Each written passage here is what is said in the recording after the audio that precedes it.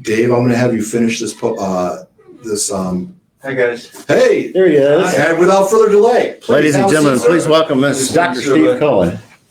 Tight schedule. Hi everyone. We're How long? We're not going to keep you longer than 30 minutes. Is that okay? 30 minutes. Yeah. That's not okay.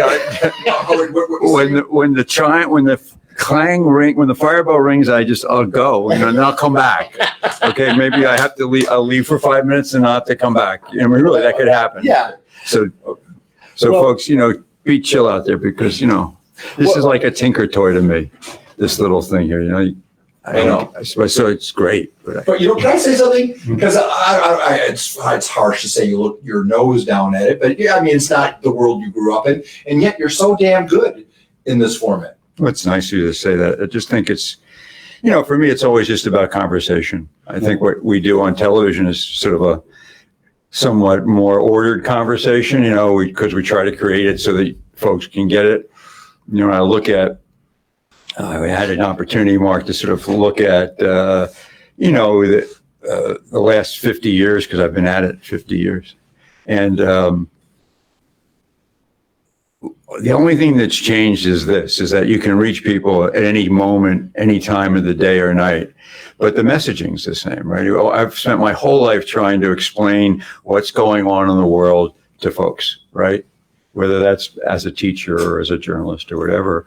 And none of that's changed. And I think that the beauty of this medium is that you can be really frank and conversational, and you take off all of the other accoutrements that were part of it when I was a young man, like at CBS, where there was, very strict rules, borders. I was saying to somebody over the weekend, somebody asked me, Steve, do you think, how would I have done in your CBS?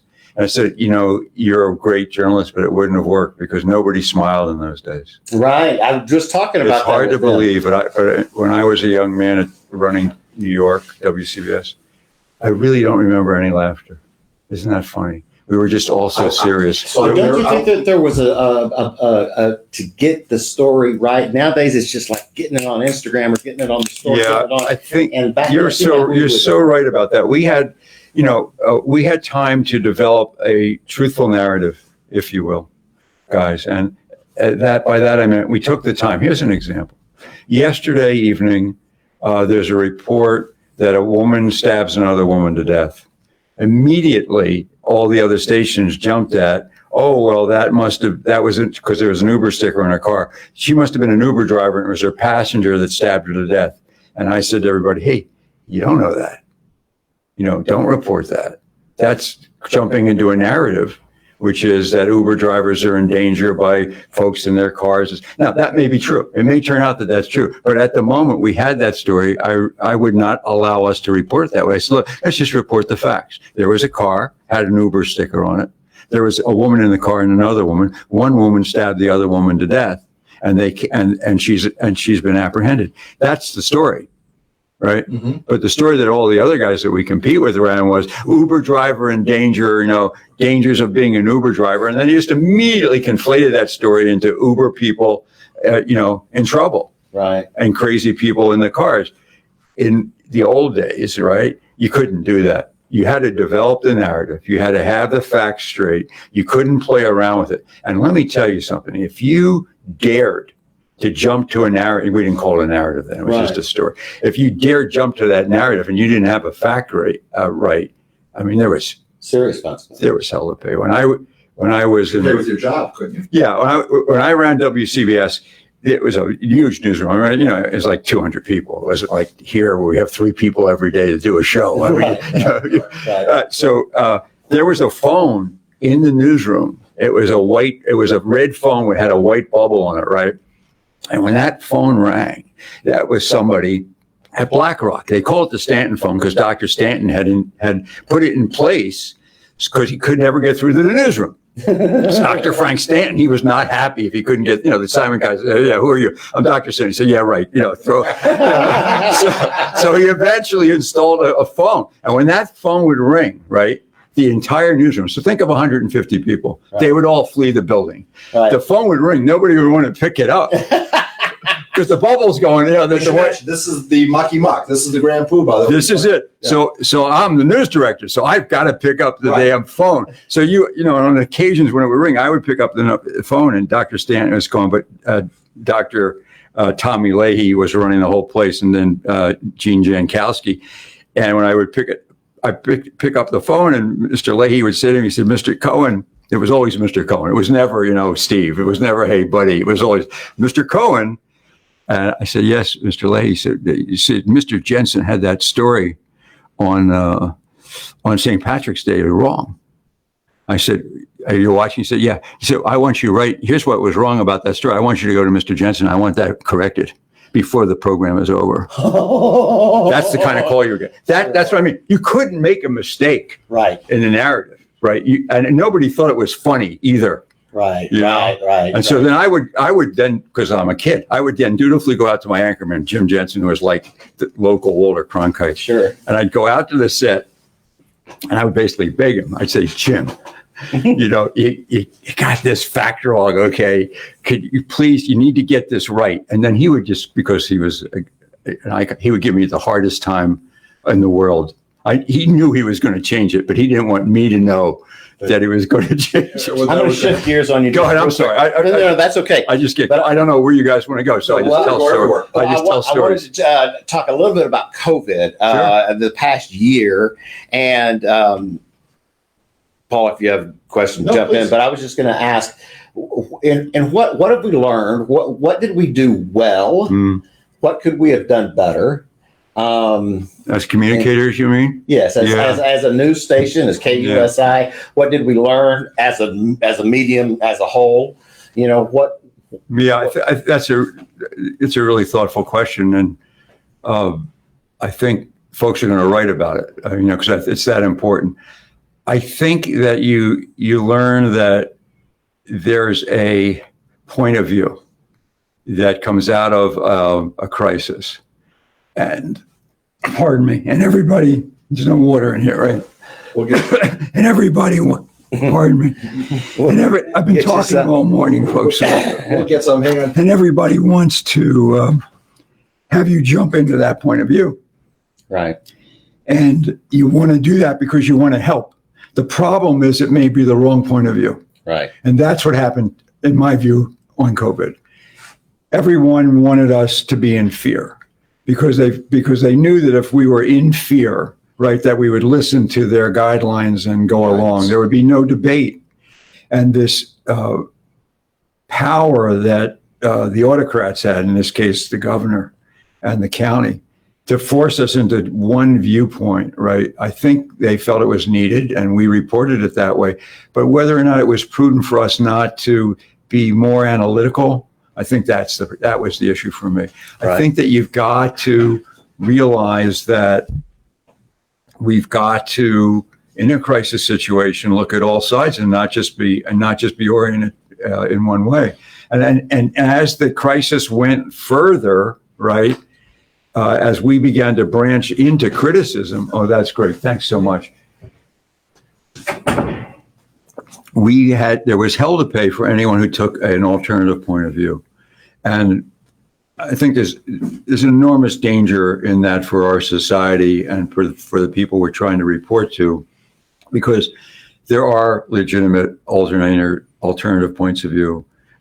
You do have certain constitutional liberties and rights that should not be restricted even in a crisis. Or if they're restricted, there better be a darn good reason for it. And I think the result of that is that most of our public in San Diego sort of felt put upon, right? We felt restricted. We felt confined.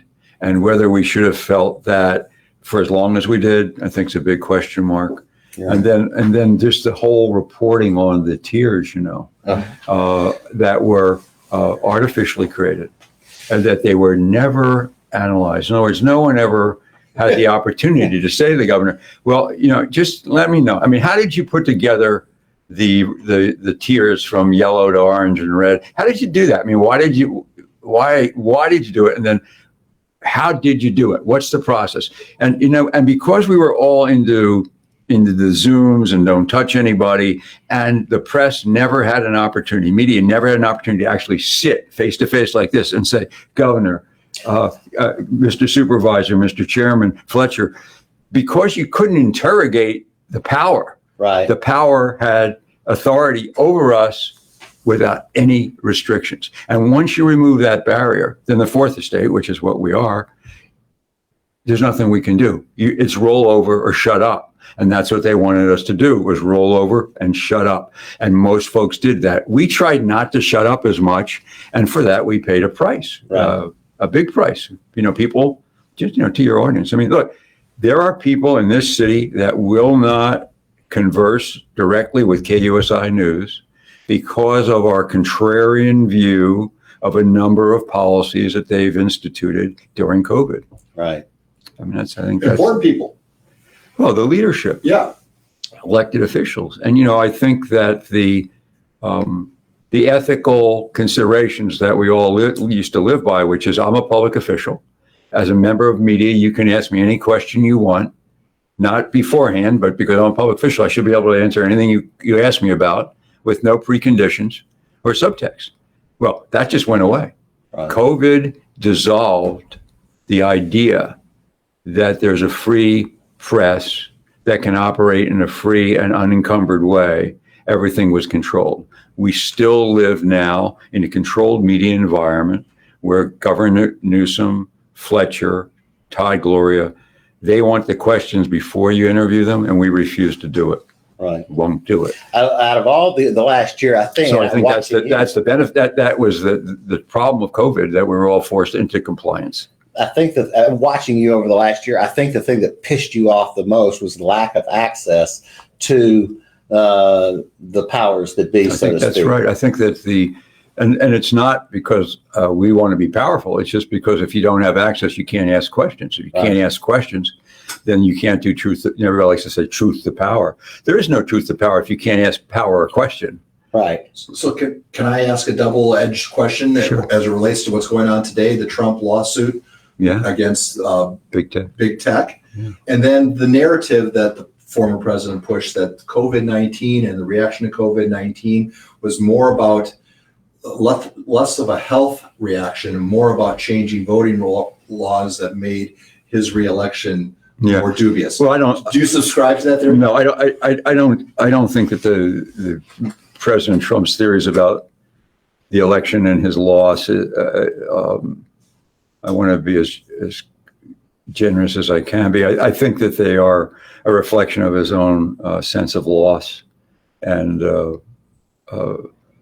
somewhat a sense of his overwhelming narcissism about his sense of authority and his contribution. Not to say that he didn't make a great contribution, but I don't think that has anything to do with COVID. I think COVID did have a political underpinning for sure. I mean, I think you're right about that 100%.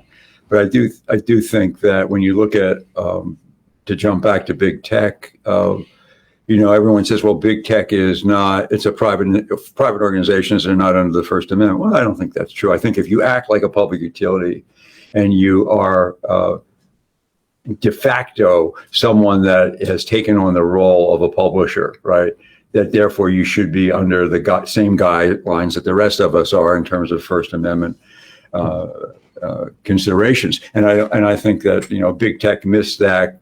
The progressives love it because the big tech loves progressives and they're in bed with each other, right? I mean, there's just like no question that big tech and leftist progressive socialism it's the same cast. Yeah. So, if you put all that in one mold and then you say, well, the First Amendment doesn't apply and we have no action we can take against them because they're a private institution. Well, then what, then you say, well, are we a democracy anymore? Or are we a controlled environment? We're a controlled environment. And if you capitulate to that, well, then there you go. Yeah, and that's why you get critical race theory, and you get progressives, and you get unions that are trying to destroy school systems like San Diego. And you just can go on and on. It's basically. So does that lawsuit have legs? Do you think the Trump lawsuit against Well, I think the key issue is: do you consider big tech a public conveyance and part of the public trust, or don't you? And if you look at them as a regulated public utility, it does. If you don't, then Katie bar the door. You know, then there's no free speech anymore, and American free speech is gone. I want to get to this question real quick because it's a good question. Oh, okay. Do you think we can ever get back to the point where we can watch news and believe that it is anything more than political message? Because I think you're talking more about the CNNs and the Foxes and the MSNBCs of the world. No, because I think they're all slanted at this point. That's a great question, and I think to the viewer, I would say in the current era, no. I think though that there's an evolution that goes on, and we've been through periods like this before, and you go in and out of them, and eventually. The democracy does seem to right itself, and media will right itself, because there'll be more money to be made telling the truth than there will be telling a lie. Right. And I think that unfortunately, I think the economics drives it. If you can make a good buck telling the truth, you're going to make a good buck telling the truth. If you can make it being one-sided, you make it being one-sided. I think this sense of divisiveness that exists in America, where if you're not on one side, you're on the other. And if you speak up and don't comply, particularly with progressive left ideas, you're made into a pariah, right? And that's so unfortunate. I never thought in my life of 50 years of this that by just trying to be a journalist and getting the truth out to people, that you would be made into a pariah. Right. But that's what's happened. You know, I'm not a generally accepted dude in the business anymore. I'm considered a outside of the box, wingnut. Yeah. I mean, what's the matter with you, man? I mean, I thought you were that. Now you're this. If looking back over your storied career, yeah, and I said, hey, you could live one day over again in any phase of your career, what day would that be? Give us the circumstance. Take us back in time to the day, the one when you're sitting at home reminiscing that. You mean that was that? Just something magical, either a big news event, magical, or big personal event. And what's the one day, if I said, Steve Cohen, I'm going to let you live one of your days over again, which day would it be? Oh, well, there's Jesus, so many, but I think the one day of regret, of a great regret, was I was in New York City in May 1985, and we had been involved in Philadelphia in a very big story about a back to nature group of African Americans called MOVE, and they had taken over a home in West Philadelphia area, and were making the neighbors crazy. They had speakers on the top and bad language, and just a terrible group of folks, the MOVE group. And we had known that the Philadelphia Police Department was going to move in on them and try and evict them, right? And they were a well-armed group, and they had a pillbox on the top of the house, row house. And we had done plenty of stories. We had good information. And unfortunately, I was in New York. That's the regret. I was in New York on a libel case that had been filed when I was at CBS in New York before I went to Philly. And so I had to testify in a libel case. I had I couldn't be in Philly. And knowing that the cops were going to move forward. So the cops do move forward. They start shooting. The MOVE people shoot back. Wilson Good, first African-American mayor in Philadelphia, says to the police helicopter, I'm going to approve that you drop a bomb on the house.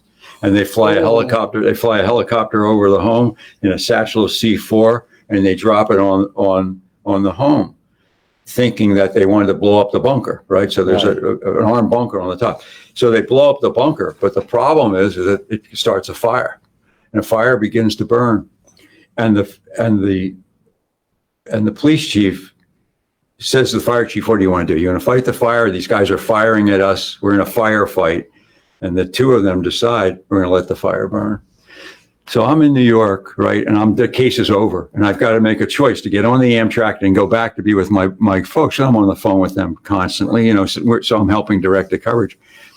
But I decide, all my bosses are in New York at BlackRock, and they say, Cohen, don't go back. Here's what we're going to do. We'll take the output of what your station's doing, and we'll put it through to Van Sauter's office. Gordon Van Sauter was the president of CBS at the time. And we sat in Gordon's office in BlackRock with the feeds coming in, and talking to my guys back at control room about the coverage. That's a great regret, because I really felt I, as a news guy, I was a general manager then. I wanted to be there so much. I wanted to be there because I sat there, and Philadelphia is my hometown. So I'm sitting there and with my two big bosses, and it's night, and the entire neighborhood's on fire, and 60 homes burn to the ground. It's moved 1985. And lives lost. Yeah, well, everybody in the house dies except for two people: Bertie Africa and his aunt. They get out alive, and Bertie's like 12, and he gets out alive. Everybody else is gone. And John Africa, who is the leader of the group, they're all dead, but the 60 homes are burned. And my team back at CAU had done just a absolutely fantastic job. We had a cameraman named Pete Kane, who we had it beforehand put in a row house across the street. So we had this great footage. We were the only ones that had footage of the chopper dropping the C4 on the house, right? And then I had a guy named Harvey Clark, Michelle Clark's brother, who was our lead correspondent, fantastic reporter.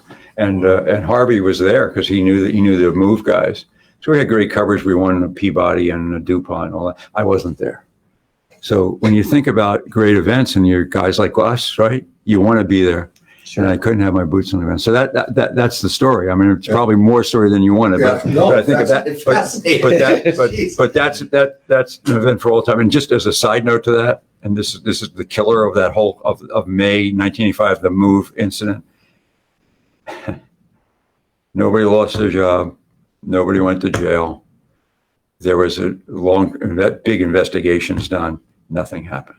Wow. But how unusual is that? I mean, it's zero. In 2021. I think, oh my gosh, everybody would have lost their job. I think it's zero. It's zero in terms of that. But boy, when you think about it was Osage Avenue, and you think about that, and that's a lot of years ago. This is going to be the first parter with Dr. Steve Cohen. We'll have him back for part 2 because I want you to go into a couple of other things that I know you can talk about, was the John Lennon and 9/11 and all of that. Yeah. But I wanted to see if this story is true because I heard it. Okay. And there was an anchor man that worked over at NBC in New York. He later worked here, actually. Started the news here. And he went from NBC to ABC, and there was a bar right across the street from ABC Studios there in Manhattan. And NBC was so pissed that he went to ABC that they bought the building and tore the building down because of the bar. What was the guy's name? Boy, I don't know that. I don't think I know that story. He was the anchorman at WABC. I don't know. And he started the news here. Roger Grimsby. Yes. I don't know if that story is true. I heard that Bill Evans, who was a buddy of mine at WABC, told me that it story. Wouldn't surprise me. And Roger probably didn't remember it either because he might have been a few sheets of the wind. Roger enjoyed his bourbon, didn't he? He did. There are great Bill Butel and Grimsby stories for sure. And, I think it's fun to tell the old stories, but as you know, I'm just not a looking backwards guy. I just because it's like it's all about like what did I glean from that period? What did I learn? Right. Did I get something out of it? And that's the value of the storytelling, right? You just don't. It's fun to tell the story, but I think it's more important. Like what did I get out of being there when Jimmy Hoffa disappeared? What did I get out of the OJ case? Or Rodney King, it's sort of being there is just fun to reflect on. But like John Lennon, when you think about I was across the street in a phone booth calling my station when Lennon died. I didn't know what had happened in the Dakota that night, other than there were cop cars all around. And when I finally found my crime correspondent, former homicide detective Chris Borgen, and I called. So those days you had no cell phones, right? So I go to the corner and I get on a regular phone and I put the quarter in and I call CBS at a number called Operator 51. And whenever you called Operator 51, her job was to find you anybody in CBS that you wanted, right? Because she had everybody's number. So I call Operator 51, never knew their name. I never knew who it was. No, but it was somebody different. I said, listen, you got to find Chris for me. And something's happening here at the Dakota. She said, okay, Mr. Cohen, don't worry, I'm going to get him. So sure enough, I'm on the phone right across the street. The Dakota's right there. And she gets Chris. I said, Chris, there are cars across the street. What the hell is going on? He said, Lennon's shot dead, Cohen. That's what happened. Dang. He said, I've got the vans on the way. We'll be there in a minute or two. We'll be able to get on TV. So, the lesson of all of that is about having great people who are well sourced, who can get you stories out of, that nobody else can get, so that you're there not only first, but that you have knowledge, you have deep background and depth, Boy, that was some night. I remember I was in my I was in my college dorm, Really? watching the game. Yeah. When Howard Cosell broke the news, Right. and the collective Hush. I lived next to these two nerdy guys. I didn't know them that well. And the groan that came out of their dorm when the news broke, because everybody had their door, watching the same TVs on. And I can't remember the kid's name, but he just came out bawling. And yeah, so I like the Beatles. I love John Lennon, but I was still watching the football game. Right. And it wasn't until I started seeing the reaction of other people that I realized, oh my, this is a life changing. I know. Thank you, Julie. It's very, very kind of you. Well, it's interesting that you say the people that we have, like the Tommies and the Pauls, that have these just depths of sources. Yeah, they're invaluable to in this day and age. They make they're gold, because they're our only connection anymore, and it always was like that. And then the other thing I think that you learn from tragedies like that is that you do develop an emotional distance, right? Yeah, from because otherwise you can't cover gallows humor. Yeah, jaded. Yeah, you just develop a few levels of difference, which makes you somewhat unlike other folks, normal people, emotionally. But I always, when we tell stories, there's always a cost to the choices you make, right? I mean, there's a balance, right? And when you choose to spend your entire life in a newsroom, which is what I've done, there's so much of life that it slips away. Yeah. And I think whenever I try to tell a story, I always want to say,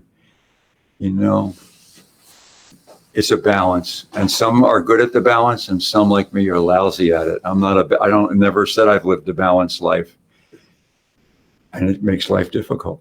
Yeah, sure. Because you want to have you want to take care of the kids. Like when I wrote my memoir, the overleaf is, to the family I neglected but loved nevertheless. Right. Because that's what it is. Well, that's a good one. Well, this is part one. Drop the mic on that. Because we have to talk. We haven't gotten to 9/11. We haven't talked about Natalie Holloway. Yeah, we got a lot to talk. You have to promise to come back. It's always fun, guys. I don't know if it's a joy, but it's certainly fun. It's a joy. Thanks. All right, guys. Thanks so much. We'll see you all day. Thanks for watching. Thank you, guys. Thank you, Dr. Cohen. Okay, so now what happens does this then translate to